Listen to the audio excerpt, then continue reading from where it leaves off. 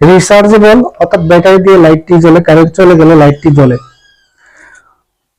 তো এই লাইটটি এখন সমস্যা, জ্বলে না। আমি চেক করে দেখবো জ্বলে কিনা।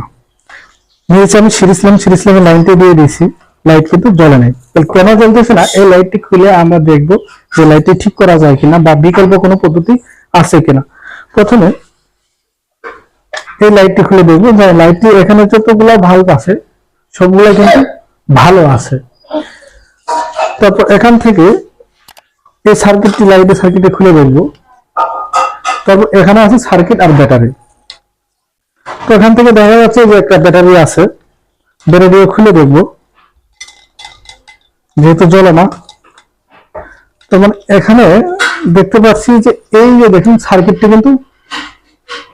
কিন্তু পুড়ে গেছে, তার মানে সার্কিটটা নষ্ট হয়ে গেছে, পুড়ে গেছে এক সাইড, এই জন্য লাইটটি জ্বলেনি। এই লাইটটিকে রিচার্জেবল না বানিয়ে ডাইরেক্ট 220 ভোল্টেজের বাসা বাড়িতে লাইন, সেই লাইনের লাইটগুলা বানিয়ে আমি আপনাদেরকে দেখিয়ে দেবো। ভিডিওটি ধৈর্য সহকারে দেখতে থাকুন।